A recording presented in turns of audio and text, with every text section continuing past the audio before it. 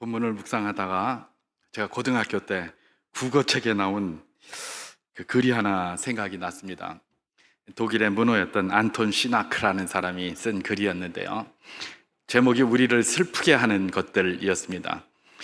그 슬프게 하는 것들의 내용이 보니까 이렇게 우는 아이가 슬프게 하고, 그 다음에 초가을에 따뜻한 햇볕이 자기를 슬프게 하고, 또 뭐 어느 고성애를 이렇게 갔는데 고성애 글이 이렇게 써 있는데 그 희미한 글이 잘 보이지 않는 그것 때문에 자기가 또 슬프고, 또 뭡니까? 어느 날 아버지가 이전에 편지를 쓴 게 있는데 그 아버지 편지의 내용이 아들아, 내가 너 때문에 잠을 못 잔 게 굉장히 오랜 시간이다 라고 했더니 그 글을 읽고 나서 도대체 내가 뭘 잘못했길래 아버지가 잠을 못 잤을까, 뭐 이런 것들 말입니다.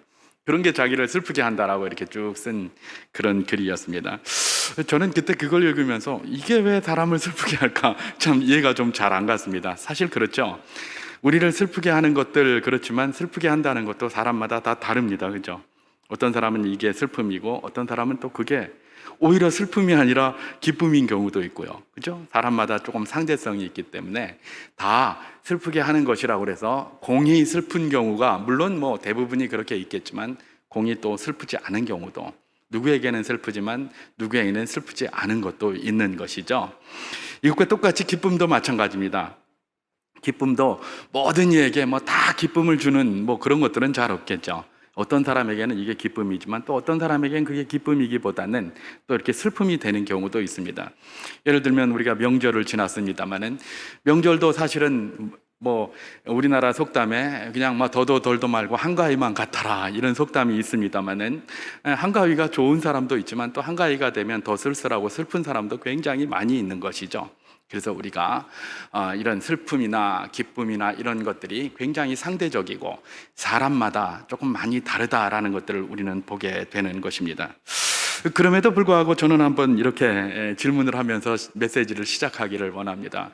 우리가 살면서 우리를 기쁘게 하는 것들이 무엇일까라는 것을 한번 생각해 보는 겁니다. 우리를 기뻐하게 하는 것이 무엇인가? 예를 들면 뭐 운동선수라면 기쁘게 하는 게 뭐겠습니까? 메달 따는 게 기쁨이겠죠, 그죠? 그 뭐 생각을 해보면 그래요. 그리고 가장 기쁜 것은 아마도 금메달을 따는 것이 아니겠느냐?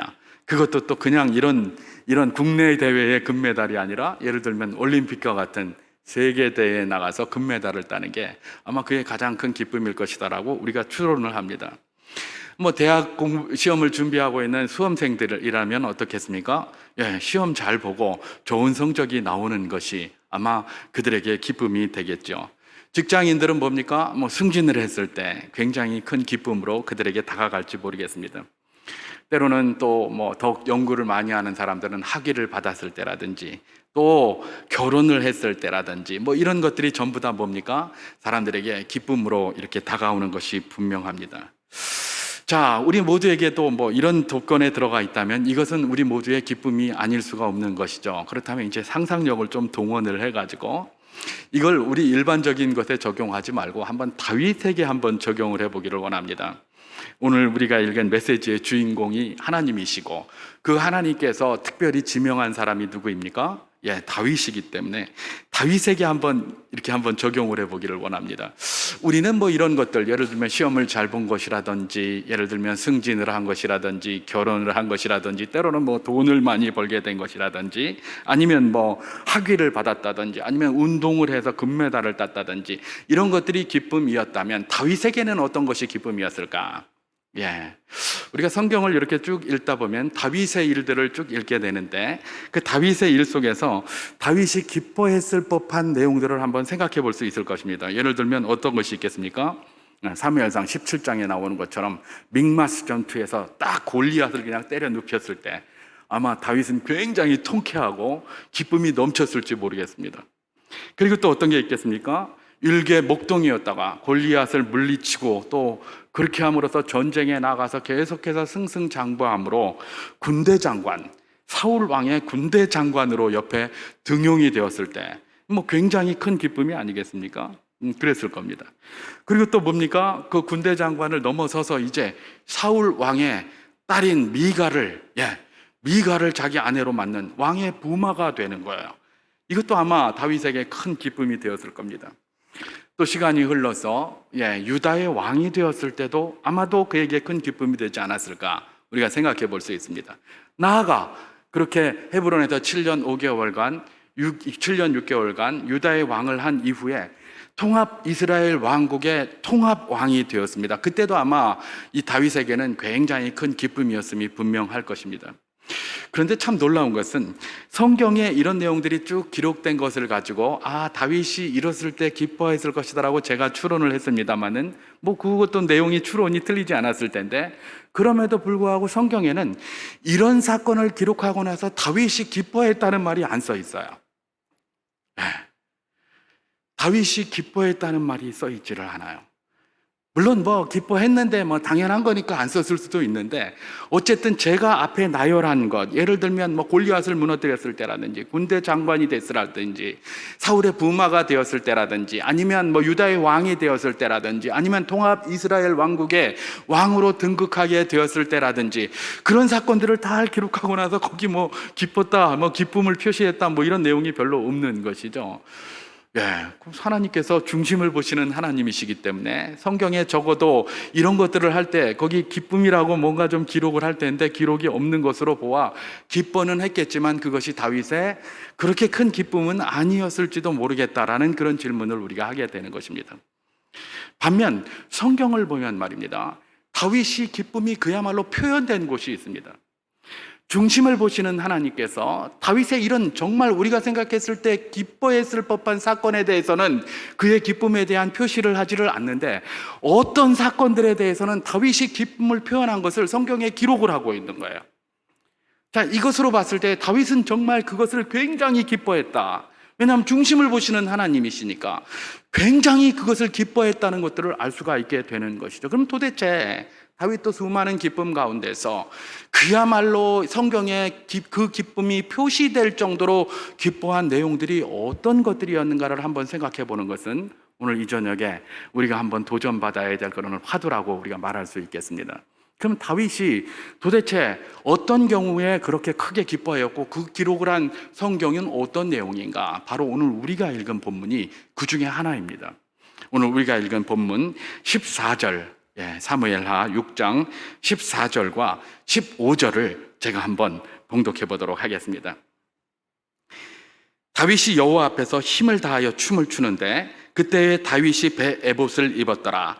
다윗과 온 이스라엘 족속이 즐거이 환호하며 나팔을 불고 여호와의 궤를 메어 오니라. 그렇게 얘기를 합니다.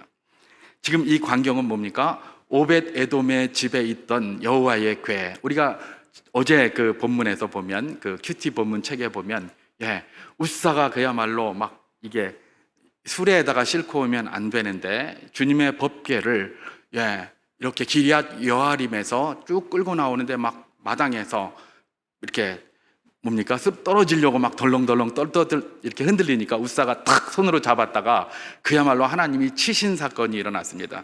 베레스 웃사 사건이라는데, 베레스라는 것은 터뜨리다 이런 뜻이에요. 터뜨리다. 그래서 세라와 베레스, 이제 그 사람이 베레스와 세라를 낳고 이런 성경에 있잖아요. 베레스는 터뜨리다라는 뜻이에요. 터뜨리다. 그러니까 하나님이 팍 터뜨려 버리신 거예요. 쳐서 그냥 터뜨려 버린 거죠. 그래서 웃사가 죽게 되었습니다. 그것 때문에 당황을 해가지고 그야말로 그 궤를 다윗성으로 들여오지 못하고 오벳 에돔의 집에다가 놔두고, 그 동안에 오벳 에돔의 집에 크게 복을 받는 것들을 보고 정말 사모해서 다시 다윗성으로 들어오기를 원했던 것이죠. 그러다가 다윗성으로 지금 그게 때가 되어서 이렇게 오게 된 것입니다. 이걸 보면서 어떻게 합니까? 온 이스라엘 족속은 즐거이 환호하고 나팔을 불고, 다윗도, 여기 다윗 과라고 되어 있으니까 다윗도 즐거이 환호하고 있다는 것들을 보게 되는데, 그 환호하는 내용이 어떤 내용입니까? 여호와 앞에서 힘을 다하여 춤을 추었다라는 것이 여기 기록되어져 있는 것입니다. 얼마나 힘을 다해서 춤을 추었는지 우리가 읽지는 않았지만 20절에 보면 자기 아내 미갈이 다윗을 흉보는 내용이 나오는데, 속에 몸이 다 드러날 정도로, 속살이 다 드러날 정도로 덩실덩실 춤을 추었다는 것입니다. 성경이 하나님의 말씀이고 하나님은 중심을 보시는 분이시기 때문에 이 기록을 했다는 것은 다윗의 그 중심이 어땠다는 것들을 잘 보여주는 표현이라고 우리가 보면 틀리지 않습니다.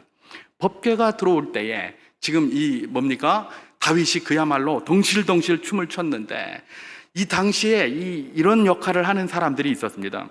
무슨 축제가 벌어집니다. 그럼 축제의 앞자리에서 덩실덩실 춤을 추면서 그야말로 속옷이 드러나게 그야말로 춤추는 자들이 있었는데, 이들은 광대였습니다. 광대들이 축제의 흥을 돋기 위하여 제일 앞에 서 가지고 덩실덩실 추면서 춤을 추면서 행진을 하고 이러는 건데, 이걸 광대가 아니라 누가 했다는 겁니까? 그 당시 일국의 왕인 다윗이 그 짓을 한 거예요. 그러니까 미갈이 보고 있다가 막 꼴보기가 싫은 겁니다. 아니, 저 광대짓 하고 앉았네, 저 광대짓 하고 앉았네, 이렇게 하는 것이죠. 그 정도로 다윗이 기쁜 거예요. 광대든 뭐든 자기는 그거 신경 쓰지 않는 거예요. 그야말로 하나님 앞에서 내가 이렇게 춤추고 싶다라고 해서 자기를 잊어버렸어요. 자기가 왕인지도 몰라요. 그야말로 광대가 뭔지도 모르고 그 앞에서 이렇게 춤을 추고 있는 거예요. 얼마나 기뻤으면. 또 옷을 뭘 입었다고 합니까? 배 에봇을 입었다고 합니다. 에봇을 입었다고 하니까, 아이고, 또 다윗이 이게 또 하나님의 궤를 메어올 때도 그야말로 원래 어깨에다 메고 와야 되는데 수레에다가 싣고 오는 거를 그냥 묵인하더니, 다윗이 제사장도 아니면서 배 에봇을 입어? 이렇게 생각할 수 있습니다. 그런데 이건 제사장이 입는 그런 에봇이 아니죠. 에봇은 대제사장만 입었습니다. 출애굽기 28장에 나오는 그 에봇은 다른 거예요. 이건 뭐예요?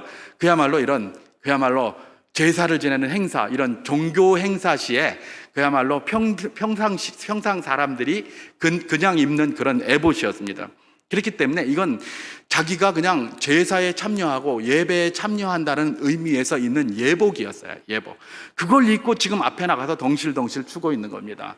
다윗이 왕복을 입지 않고 그야말로 평복을 입고 나가서, 나는 하나님 앞에 예배자입니다 라는 옷을 입고 나가서 그렇게 덩실덩실 춤을 추었다는 것은, 나는 왕도 아니고 나는 하나님 앞에서 일개 예배자로서 하나님의 모습을 보면서 기뻐합니다 라고 하는 것이 바로 이 내용에 그대로 드러난 것이라고 보면 되겠습니다. 다윗은 하나님의 궤가 다윗성으로 들어올 때에 자기가 왕이라는 것도 개의치 않고 누가 흉을 보는 것도 신경 쓰지 않고 자기를 잊어버렸어요. 너무 기쁜 나머지, 하나님의 궤를 보고 너무 기쁜 나머지 자기를 잊어버리고 덩실덩실 춤을 추면서, 심지어 자기 아내가 욕을 할 정도의, 비웃고 비아냥거릴 정도의 그런 기쁨을 그 자리에서 표출한 사람이 누구였다? 다윗이었다라는 것입니다.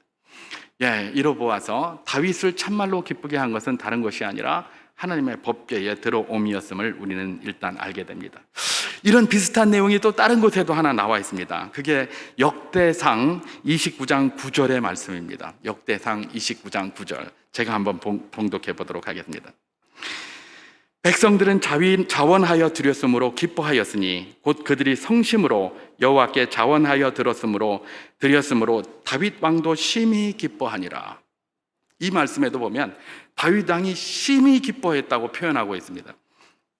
앞에 제가 열거한 무슨 분마가 되고 골리앗을 이기고 그런 데는 없었는데, 여기 보면 다윗 왕도 심히 기뻐했다라고 다윗 왕의 기쁨이 그대로 표현되어 있습니다. 이 상황은 어떤 상황인가? 다윗이 자기가 성전을 지으려고 했는데 하나님이 성전을 짓지 말라고 그랬어요. 그리고 성전은 누가 짓는다? 네 아들 솔로몬이 지을 것이다, 이렇게 얘기를 하셨어요. 그러니까 다윗이, 그러면 내가 우리 아들이 솔로몬이 성전 잘 짓게 하기 위해서 그 성전을 짓는 모든 재료들을 미리 좀 준비하겠습니다. 하나님 앞에 그렇게 이야기를 하고 나서 성전 지을 재료들을 준비를 하는데, 그 준비를 하기 위해서 백성들이 뭘 가져왔다는 겁니까? 거기에 필요한 여러 가지 그거를 헌금을 했다는 겁니다. 근데 얼마나 백성들이 그걸 많이 가지고 오는지 넘치고도 넘친 거예요. 하나님의 전을 짓는다고 하니까 막 그야말로 백성들이 모든 재료들을 다 헌물하는데 그게 넘치고도 넘쳤어요. 그래서 다윗이 그걸 보고 심히 기뻐했다라고 그렇게 표현하고 있는 것이 역대상 29장 9절의 말씀인 것입니다. 여러분, 이런 성경의 기록들 두 가지를 보면 다윗이 무엇을 심히 기뻐하고 무엇을 크게 기뻐했는지를 알 수 있겠습니까? 바로 그것입니다. 한 번은 법궤 때문에, 법궤가 들여온 것 때문에 그러고, 다른 한 번은 뭐예요? 성전을 짓기 위하여 준비하는데 그 준비를 위하여 온 백성이 한 마음이 된 그것 때문에 너무나 기뻐하는 거예요. 다윗이 기뻐한 것이 무엇입니까? 모두 다 하나님과 관련된 것이었다라는 걸 볼 수가 있습니다. 그것이 하나님의 임재를 상징하는 법궤이고, 또 그것이 하나님의 임재가 임하는 성전에 관한 것, 그런 것에 관해서는 다윗이 너무나 기뻐했고 심히 기뻐했다고 성경이 그것을 기록하고 있다는 것들을 보게 됩니다. 우리가 일반적으로 기뻐할 법한 다윗의 일들이 굉장히 많았습니다. 그러나 그런 것에 대해서는 성경에 그 기쁨이 표시되지 않았는데, 이 일들, 성전과 관련된 일, 하나님의 법궤와 관련된 일, 다시 말해서 하나님과 관련된 일에 다윗이 기뻐하는 일에 대해서는 그대로 성경이 기록하고 있는 것들을 우리는 발견하게 되는 것입니다. 이 말은 무엇입니까?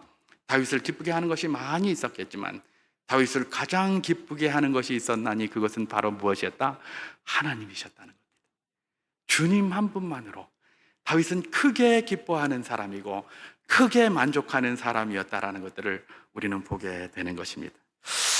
이제 이 다윗의 모습을 보면서 우리에게 한번 질문을 해보기를 소망합니다.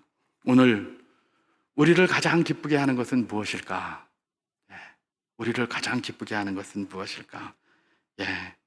세상의 여러 것들 우리에게 기쁨을 줍니다. 뭐 시험에 붙은 것도 기쁨을 주고, 그야말로 승진했을 때도 기쁨을 주고, 뭐 이런 기쁨이 있지 않겠습니까? 근데 사실은 그런 기쁨들은 어떻습니까? 조금 지나고 나면 그 기쁨이 다 사라집니다.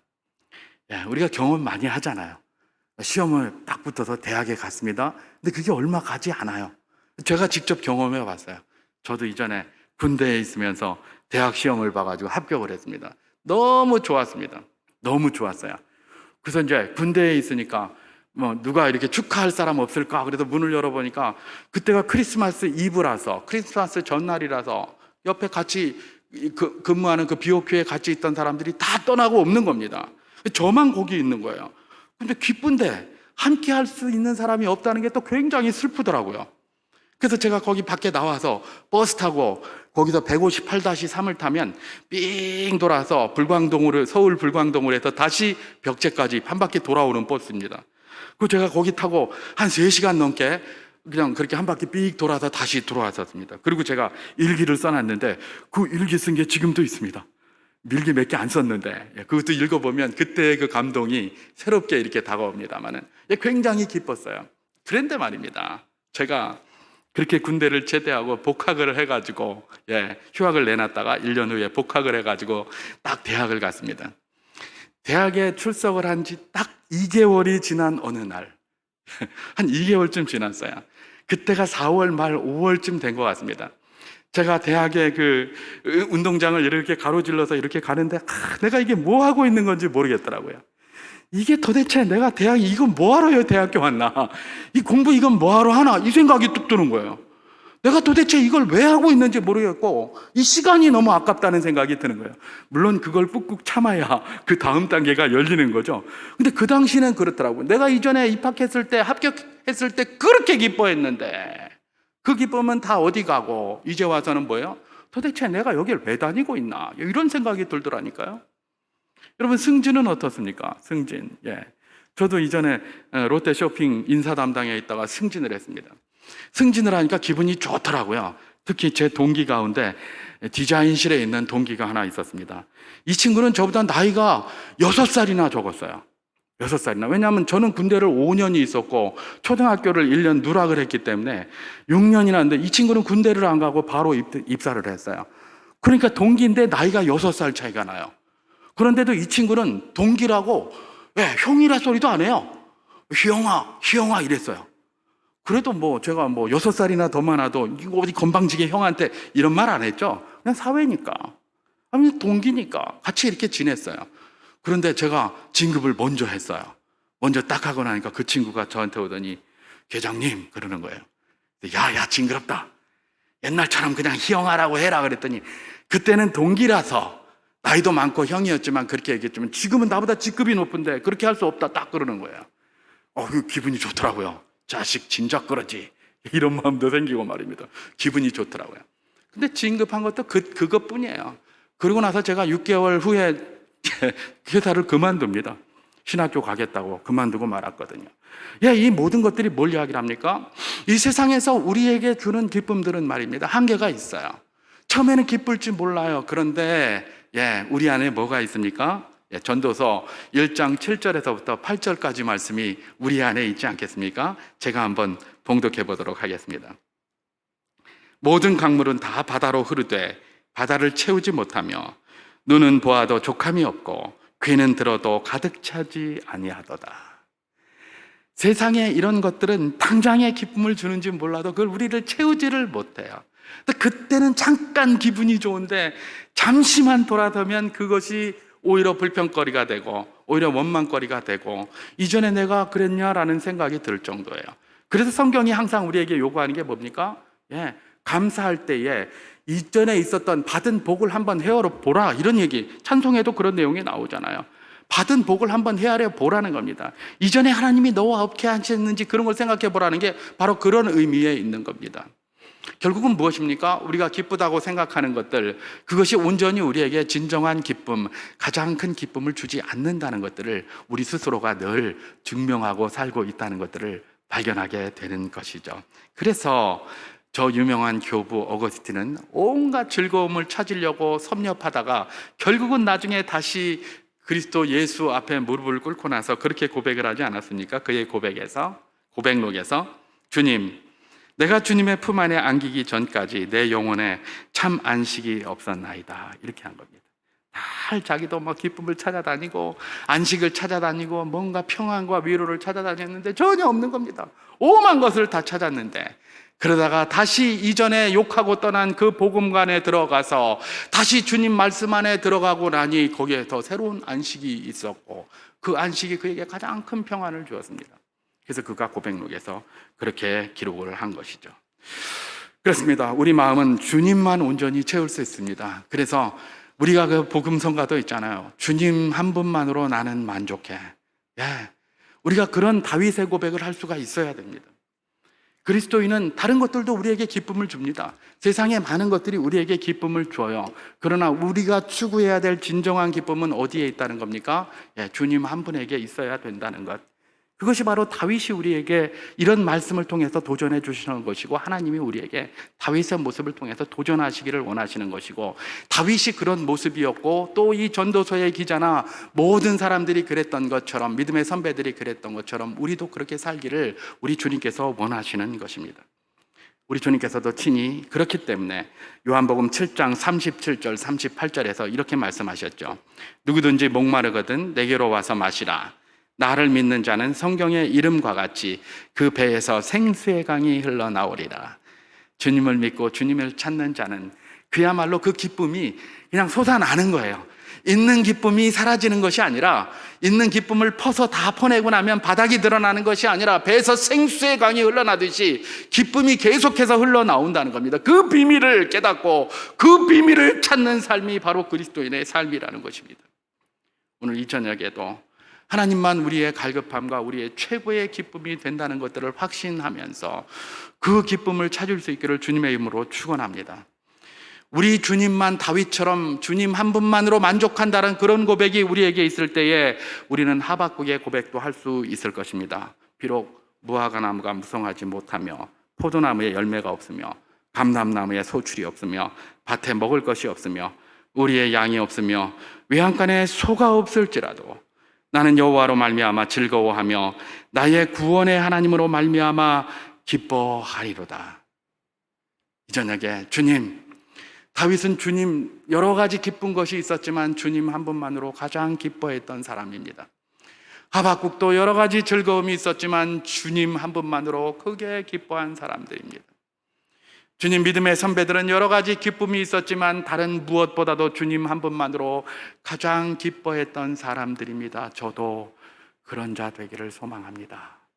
이런 마음이 기도할 때에 주님 앞에 그야말로 우리의 목소리로 외쳐졌으면 참 좋겠습니다. 2022년 이제 몇 달 남지 않았는데, 주님, 우리가 2022년 나머지 몇 달을 마무리하면서 주님만이 나의 큰 기쁨이 되기를 소망합니다. 주님, 우리에게 그런 믿음을 주시고 우리에게 그런 마음을 주시고 그런 은혜를 주시고 그렇게 볼 수 있는 영안을 열어 주시옵소서. 우리 기도 인도자들 나오실 때까지 잠시 우리 함께 통성으로 이 기도를 가지고 기도하도록 하겠습니다.